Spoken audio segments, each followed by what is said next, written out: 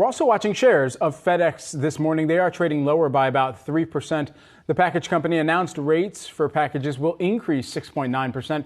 This is the latest cost-saving measure by FedEx, who just released mixed first quarter results here. And they had already previewed this quarter. We had gotten kind of that warning ahead of the actual numbers dropping.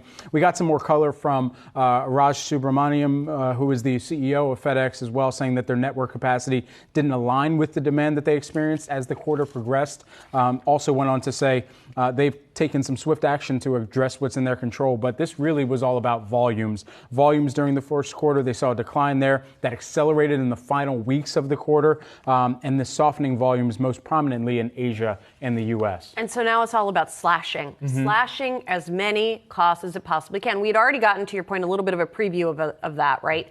But now we got a little more detail on exactly how much it expects to save by taking these various cost-cutting measures. So express business, it's going to reduce flight frequencies and park aircraft. We knew that. They say now that's going to save it in this fiscal year $1.5 to $1.7 billion. In the ground business, going to cut $500 million from closing some of the operations and stopping that Sunday service that we had talked about. And then another $500 million from cutting overhead, like closing FedEx office and corporate office locations. Okay, so it's taking all of these steps, which is what you would expect the street would want to hear. And yet, the street is not super convinced of this company's strategy here. The folks over at Citigroup saying that the stock could come under more pressure. We don't think management was successful in convincing investors that it has a credible plan it can execute on.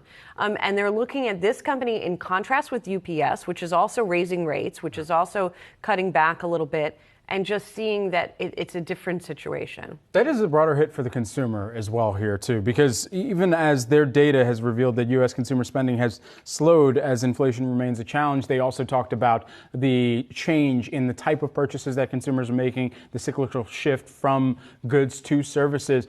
What the consumer is also, and whether that's a B2B consumer for FedEx or the end consumer who is ordering something online, they're going to see a higher price in their shipping costs as well right now. And so that is yet another cost that they're incurring.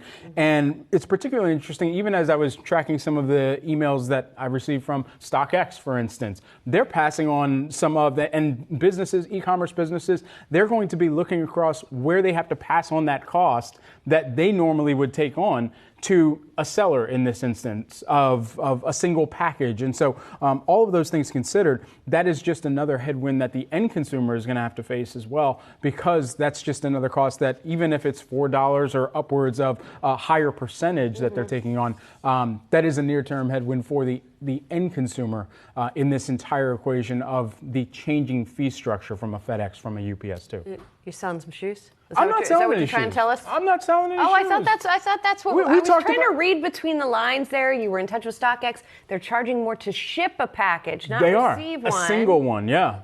So you're not selling I'm not selling a single package. Like we were talking about during our Nike Bull Bear debate yesterday, I wear the shoes.